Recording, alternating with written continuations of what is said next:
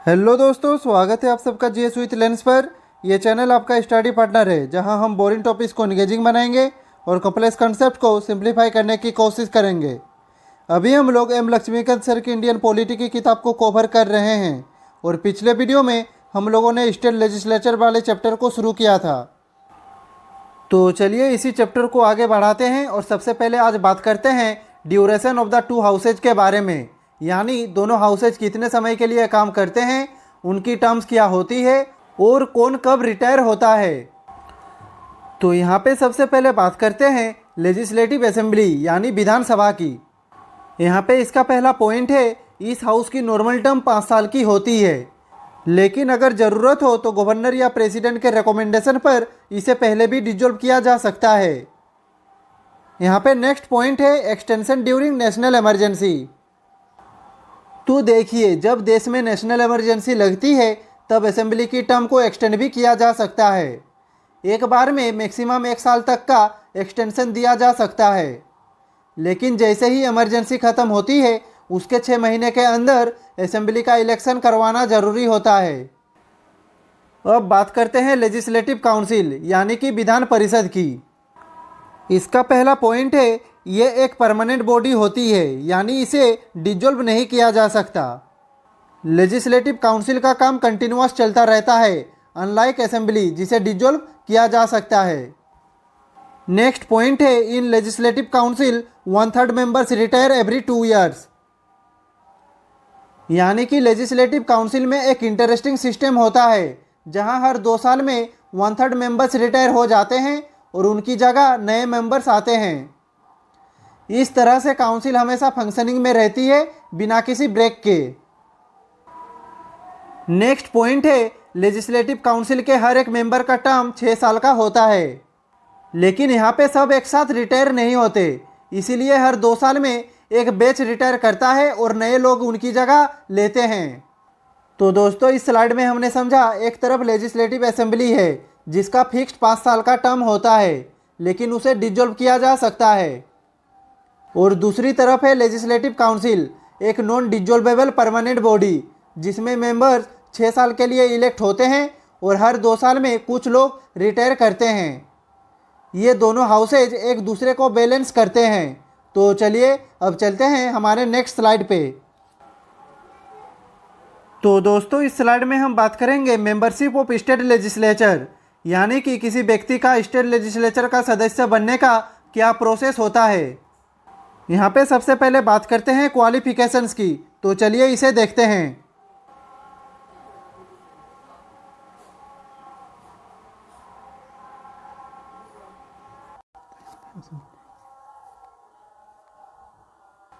तो दोस्तों, यहाँ पे हम सबसे पहले जानेंगे कि स्टेट लेजिस्लेचर का मेंबर बनने के लिए क्या क्या क्वालिफिकेशंस होनी चाहिए। यानी अगर कोई व्यक्ति लेजिस्लेटिव असेंबली या लेजिस्लेटिव काउंसिल का मेंबर बनना चाहता है तो उसके पास कुछ बेसिक एलिजिबिलिटी क्राइटेरिया होनी चाहिए, जो हम अब स्टेप बाय स्टेप समझेंगे। यहाँ पे सबसे पहला और बेसिक कंडीशन है कि व्यक्ति भारत का नागरिक होना चाहिए। अगर आप इंडियन सिटीजन नहीं हैं तो आप किसी भी स्टेट लेजिस्लेचर, ना असेंबली के मेंबर बन सकते हैं ना काउंसिल के। दूसरा इंपॉर्टेंट क्राइटेरिया है एज। अगर आप लेजिस्लेटिव असेंबली के मेंबर बनना चाहते हैं तो कम से कम 25 साल की उम्र होनी चाहिए, और अगर आप लेजिस्लेटिव काउंसिल का मेंबर बनना चाहते हैं तो मिनिमम एज 30 साल होनी चाहिए। यहाँ पे तीसरी कंडीशन है name in the electoral roll of the state, यानी कि व्यक्ति का नाम उस स्टेट के इलेक्टोरल रोल में होना चाहिए जहां वो इलेक्शन लड़ रहा है। यानी आप उसी स्टेट के वोटर होने चाहिए, तभी आप उस स्टेट की लेजिस्लेचर के लिए कैंडिडेट बन सकते हैं। और अंतिम शर्त यह है कि व्यक्ति पर कोई भी डिस्क्वालिफिकेशन एप्लीकेबल नहीं होने चाहिए जो लॉ के अंडर डिफाइंड है। जैसे अगर कोई पर्सन मेंटल अनसाउंडनेस, इंजॉल्वेंसी या क्रिमिनल कॉन्विक्शन की वजह से डिस्क्वालिफाइड है तो वो मेंबर नहीं बन सकते। तो दोस्तों, स्टेट लेजिस्लेचर का मेंबर बनने के लिए आपको इंडियन सिटीजन होना होगा, प्रॉपर एज होनी चाहिए, आपका नाम इलेक्टोरल रोल में होना चाहिए और आप किसी लीगल डिस्क्वालिफिकेशन के अंडर नहीं आने चाहिए। ये बेसिक बट इम्पोर्टेंट क्राइटेरिया है जो कॉन्स्टिट्यूशन डिफाइन करता है। अब हम बात करेंगे डिस्क्वालिफिकेशंस, यानी उन सिचुएशंस की जहां एक व्यक्ति स्टेट लेजिस्लेचर का मेंबर नहीं बन सकते या बनने के बाद डिस्क्वालीफाई हो जाते हैं। इन्हें कॉन्स्टिट्यूशन और लॉज के अंडर क्लियरली डिफाइन किए गए हैं। तो चलिए एक एक पॉइंट को डिटेल में समझने की कोशिश करते हैं। यहाँ पे सबसे पहला पॉइंट है होल्डिंग ऑफिस ऑफ प्रॉफिट। तो सबसे पहला डिस्क्वालिफिकेशन है अगर कोई व्यक्ति ऑफिस ऑफ प्रॉफिट होल्ड करता है अंडर सेंट्रल और स्टेट गवर्नमेंट, यानी अगर वो किसी ऐसे पद पर है जहां उसे सैलरी, अलाउंसेज या बेनिफिट्स मिल रहे हैं, तो वो लेजिस्लेचर का मेंबर नहीं बन सकते, क्योंकि इससे कॉन्फ्लिक्ट ऑफ इंटरेस्ट होता है। नेक्स्ट है अनसाउंड माइंड एंड अनडिस्चार्ज इंजॉल्वमेंट, यानी अगर कोई व्यक्ति मेंटली अनसाउंड डिक्लेयर किया गया हो बाय ए कॉम्पिटेंट कोर्ट या वो अनडिस्चार्ज इंजॉल्वमेंट हो, जिसका मतलब है कि उसके फाइनेंशियल ऑब्लिगेशंस क्लियर नहीं हुए हैं, तो ऐसे व्यक्ति को भी डिस्क्वालीफाई कर दिया जाता है। नेक्स्ट है not a citizen of India और वॉल्यूंटरीली एक्वायरिंग फॉरेन सिटीजनशिप, यानी अगर कोई व्यक्ति भारत का नागरिक नहीं है या उसने वॉल्यूंटरीली किसी फॉरेन कंट्री की सिटीजनशिप ले ली है, तो वो भी मेंबर नहीं बन सकते। स्टेट लेजिस्लेचर सिर्फ इंडियन सिटीजन्स के लिए ही रिजर्व्ड है। नेक्स्ट है disqualified under anti defection law which is defined in 10th schedule. तो देखिए अगर कोई मेंबर अपनी पॉलिटिकल पार्टी के अगेंस्ट वोट करता है या वॉल्यूंटरीली पार्टी छोड़ देता है, तो उसे एंटी डिफेक्शन लॉ के अंडर डिस्क्वालीफाई किया जा सकता है। ये प्रोविजन 10th शेड्यूल में दिया गया है, जिसका पर्पज है पॉलिटिकल स्टेबिलिटी और लॉयल्टी को मेंटेन करना। नेक्स्ट पॉइंट है कॉन्विक्शन अंडर सर्टेन लॉज, यानी कि अगर कोई व्यक्ति क्रिमिनल ऑफेंस में गिल्टी पाया जाता है या उसने करप्ट प्रैक्टिसेज में हिस्सा लिया है, जैसे इलेक्शन में ब्राइवरी, फ्रॉड या वायलेंस, तो उसे भी डिस्क्वालीफाइड किया जा सकता है। हमारे यहाँ लॉ ब्रेकर्स को लॉ मेकिंग बॉडी में जगह नहीं मिलती। तो दोस्तों इन डिस्क्वालिफिकेशंस का मेन ऑब्जेक्टिव है कि लेजिस्लेचर में सिर्फ रेस्पॉन्सिबल, लॉयल और क्लीन रिकॉर्ड वाले लोग ही जाएं। इससे डेमोक्रेसी का लेवल और अकाउंटेबिलिटी दोनों मेंटेन होती है। तो दोस्तों इस स्लाइड में हमने अभी तक क्वालिफिकेशन एंड डिस्क्वालिफिकेशंस को अच्छे से समझ लिया। अब चलते हैं नेक्स्ट पॉइंट पे।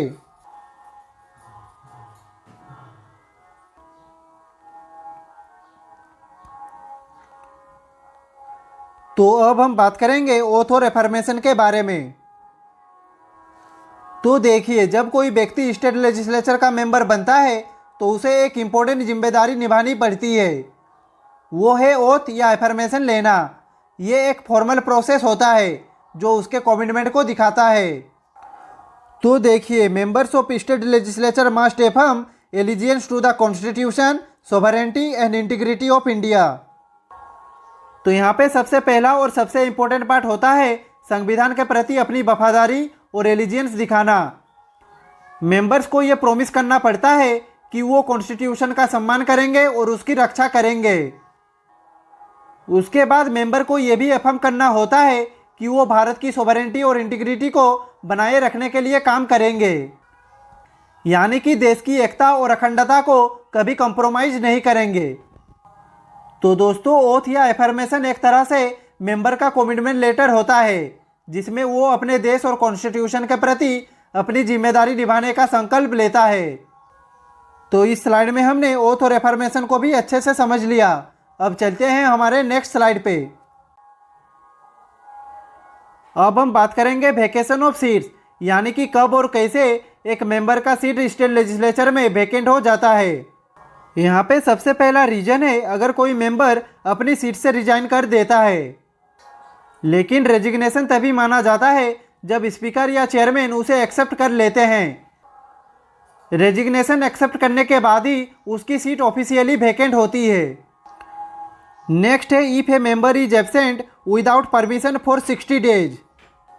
तो देखिए अगर कोई मेंबर कंटिन्यूअसली 60 दिन तक बिना परमिशन के स्टेट लेजिस्लेचर के सेशन में एब्सेंट रहता है तो उसका सीट वेकेंट हो सकता है।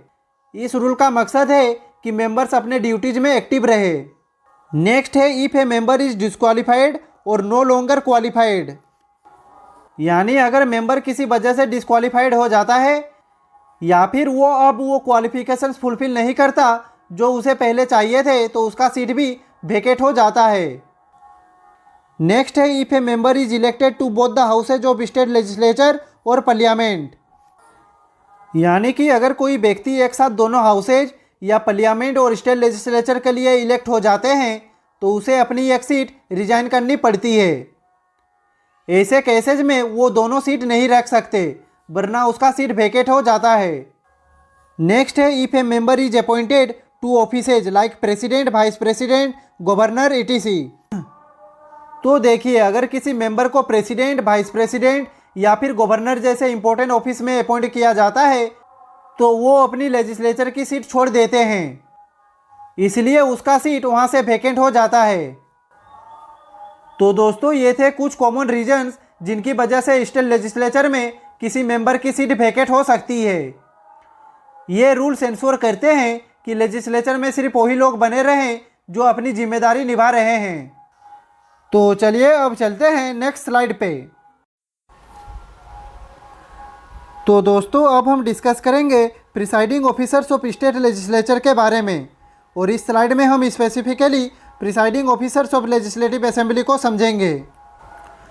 तो देखिए किसी भी स्टेट लेजिस्लेचर में डिस्कशंस को संभालने, रूल्स को फॉलो करवाने और ऑर्डरली कामकाज के लिए कुछ स्पेशल ऑफिसर्स होते हैं, इन्हें हम कहते हैं प्रिसाइडिंग ऑफिसर्स। अब हम जानेंगे कि ये कौन होते हैं, उनका चुनाव कैसे होता है और उनके पास कौन कौन से पावर्स होते हैं। तो चलिए शुरू करते हैं।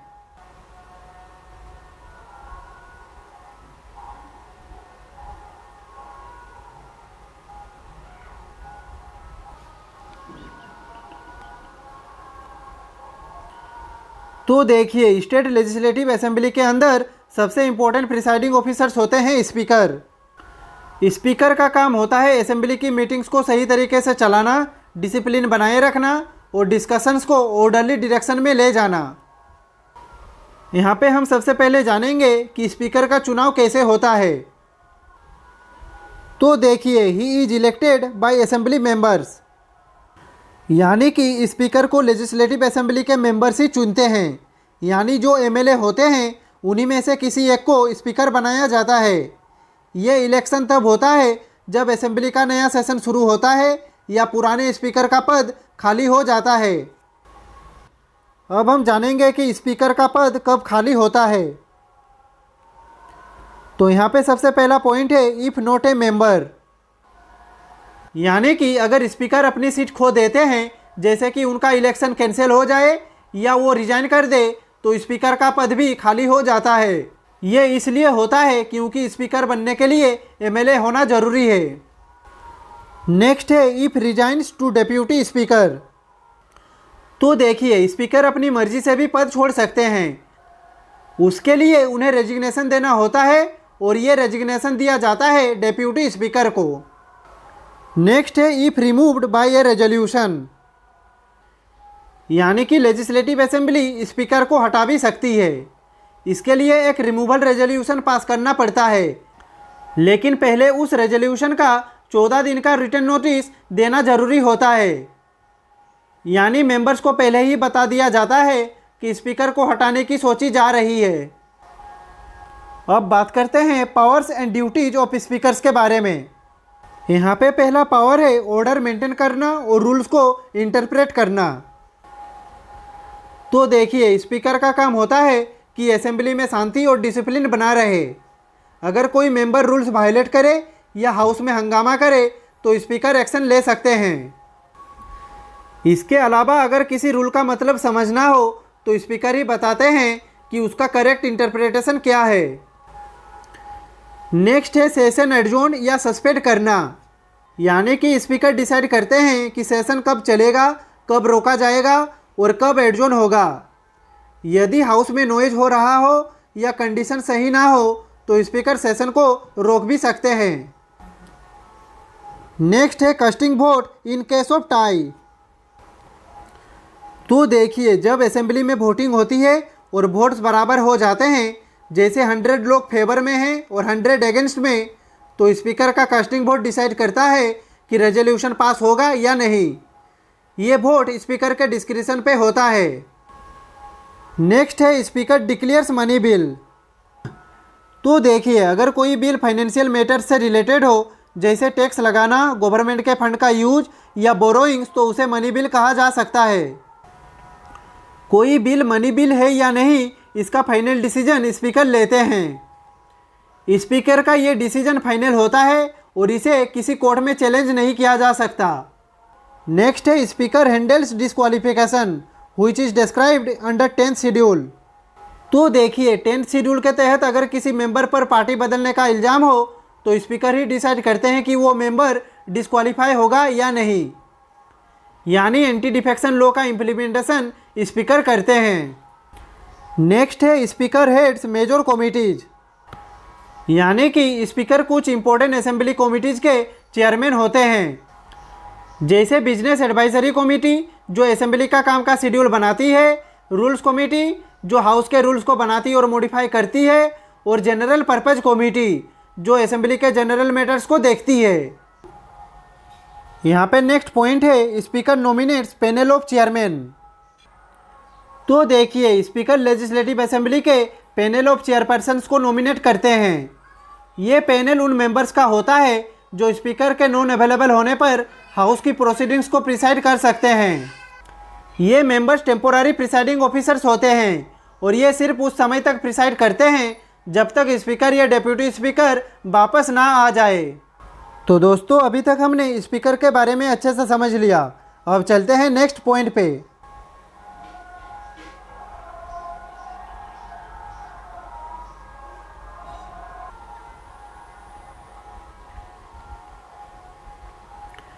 अब हम डिस्कस करेंगे स्टेट लेजिस्लेटिव असेंबली के दूसरे इंपॉर्टेंट प्रिसाइडिंग ऑफिसर्स की, जो है डेप्यूटी स्पीकर।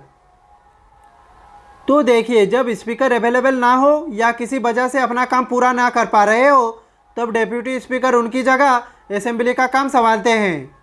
उनका रोल भी काफ़ी इंपॉर्टेंट होता है। तो चलिए इसे डिटेल में समझते हैं। यहाँ पे सबसे पहला पॉइंट है डेप्यूटी स्पीकर का इलेक्शन स्पीकर के इलेक्शन के बाद होता है। नेक्स्ट है same removal rules as speaker. तो देखिए, डेप्यूटी स्पीकर का चुनाव और उनका रिमूवल प्रोसेस दोनों स्पीकर के जैसे ही होता है, यानी डेप्यूटी स्पीकर को भी असेंबली के मेंबर्स ही चुनते हैं और अगर उन्हें हटाना हो तो एक रेजोल्यूशन पास करना पड़ता है जिसमें 14 डे का नोटिस दिया जाता है, बिल्कुल वैसे ही जैसे स्पीकर के केस में होता है। नेक्स्ट पॉइंट है deputy speaker acts in absence of speaker. तो देखिए, जब स्पीकर हाउस में प्रेजेंट नहीं होते तब डेप्यूटी स्पीकर उनकी जगह प्रिसाइड करते हैं। उन्हें स्पीकर के एब्सेंस में पूरा अथॉरिटी मिल जाता है असेंबली को चलाने का। वो हाउस के रूल्स को अप्लाई करते हैं, ऑर्डर मेंटेन करते हैं और सेशन को मैनेज करते हैं। नेक्स्ट पॉइंट है in absence of speaker deputy speaker has all powers of speaker, यानी कि जब डेप्यूटी स्पीकर स्पीकर की जगह काम करते हैं तब उनके पास वही पावर्स होती है जो स्पीकर के पास होती है। उनका डिसीजन भी उतना ही बाइंडिंग होता है और उनकी ऑथोरिटी में किसी भी तरह का डिफरेंस नहीं होता, चाहे वो कास्टिंग वोट हो या हाउस की डिसिप्लिन मेंटेन करना। तो दोस्तों, इस स्लाइड में हमने presiding officer of state legislative assembly को अच्छे से समझ लिया। अब चलते हैं नेक्स्ट स्लाइड पे। तो दोस्तों, अब हम बात करने वाले हैं presiding officers of legislative council के बारे में। तो देखिए, अगर किसी स्टेट में बाइकैमरल लेजिस्लेचर है तो वहाँ लेजिस्लेटिव काउंसिल भी होती है और उसके भी अपने प्रिसाइडिंग ऑफिसर्स होते हैं। तो चलिए इन्हें समझते हैं। तो स्टेट लेजिस्लेटिव काउंसिल का मेन प्रिसाइडिंग ऑफिसर होता है चेयरमैन। चेयरमैन का काम भी स्पीकर की तरह ही होता है, लेकिन ये स्टेट लेजिस्लेटिव काउंसिल में होता है। यहाँ पे पहला पॉइंट ये बताता है कि उन्हें काउंसिल के मेंबर्स के द्वारा इलेक्ट किया जाता है। इसका मतलब ये है कि चेयरमैन भी काउंसिल का ही मेंबर होते हैं। अब बात करते हैं कि इनका पद कैसे खाली होता है। तो देखिए, चेयरमैन का पद 3 सिचुएशंस में खाली हो सकता है। पहला है if not a member of state legislative council, यानी कि अगर चेयरमैन काउंसिल के मेंबर रहना बंद कर दे, जैसे रिजाइन कर दे, डिस्क्वालीफाई हो जाए या उनका टर्म खत्म हो जाए, तो उनका चेयरमैन पद भी चला जाता है। नेक्स्ट है if resigns to deputy chairman. तो देखिए, चेयरमैन अगर खुद से रिजाइन करना चाहे तो वो अपना रेजिग्नेशन डेप्यूटी चेयरमैन को दे सकते हैं। नेक्स्ट है if he is removed by A resolution, यानी कि अगर काउंसिल के मेंबर्स चाहे तो एक रिमूवल रेजोल्यूशन पास करके चेयरमैन को हटा सकते हैं। इसके लिए उन्हें 14 दिन का रिटेन नोटिस देना जरूरी होता है, तब जाके वोटिंग के थ्रू उन्हें हटाया जा सकता है। अब बात करते हैं स्टेट लेजिस्लेटिव काउंसिल के नेक्स्ट इंपॉर्टेंट प्रिसाइडिंग ऑफिसर्स के बारे में, जो है डेप्यूटी चेयरमैन। यहाँ पे सबसे पहला पॉइंट है he is elected by council, यानी कि डेप्यूटी चेयरमैन को स्टेट लेजिस्लेटिव काउंसिल के मेंबर्स के द्वारा इलेक्ट किया जाता है। ये एक इलेक्टेड पोस्ट होती है जिसे काउंसिल खुद चुनता है। अब बात करते हैं डेप्यूटी चेयरमैन की जिम्मेदारियों की। तो he acts in absence of chairman, यानी कि जब चेयरमैन अवेलेबल नहीं होते या किसी वजह से हाउस कॉन्डक्ट नहीं कर सकते तब डेप्यूटी चेयरमैन उनकी जगह काम संभालते हैं। नेक्स्ट है in absence of chairman he has all powers of chairman. तो देखिए, जब डेप्यूटी चेयरमैन प्रिसाइड करते हैं तो उनके पास चेयरमैन के सारे पावर्स होते हैं। वो हाउस को पूरी तरह से चलाने का अधिकार रखते हैं, जैसे कि ऑर्डर मेंटेन करना, डिस्कशंस को रेगुलेट करना और वोटिंग प्रोसेस को कंट्रोल करना। नेक्स्ट पॉइंट है if chairman and deputy chairman both are absent then temporary presiding officer from panel of vice chairman took the charge, यानी कि अगर चेयरमैन और डेप्यूटी चेयरमैन दोनों अवेलेबल नहीं होते तो एक टेम्पोररी प्रिसाइडिंग ऑफिसर अपॉइंट किए जा सकते हैं पैनल ऑफ वाइस चेयरमैन में से। ये पैनल पहले से तय किए गए होते हैं, जिसमें से किसी एक को हाउस टेम्पोररीली कंडक्ट करने के लिए बुलाया जा सकता है। यहाँ पे दोस्तों एक इम्पॉर्टेंट बात जो एग्जाम पॉइंट ऑफ व्यू से भी काफ़ी ज़रूरी है वो ये है कि चेयरमैन के पास मनी बिल डिसाइड करने का पावर नहीं होता। सिर्फ स्पीकर ही डिसाइड करते हैं कि कोई बिल मनी बिल है या नहीं। ये चेयरमैन का काम नहीं है। एक ज़रूरी बात दोस्तों, अगर आपको पीडीएफ से रिलेटेड कुछ भी जानकारी चाहिए तो आप डिस्क्रिप्शन पे जा सकते हैं। तो आज के लिए बस इतना ही। नेक्स्ट वीडियो में हम इसी चैप्टर को आगे बढ़ाएंगे। अगर आपका इस टॉपिक से रिलेटेड कुछ भी डाउट हो तो आप कमेंट बॉक्स में पूछ सकते हैं। और अगर आपको आज का वीडियो पसंद आई हो तो लाइक करें, कमेंट करें, शेयर करें और ऐसे ही इन्फॉर्मेटिव वीडियो देखने के लिए चैनल को सब्सक्राइब करें। मिलते हैं नेक्स्ट वीडियो में, तब तक के लिए खुश रहिए, स्वस्थ रहिए। जय हिंद, वंदे मातरम, भारत माता की जय, हर हर महादेव।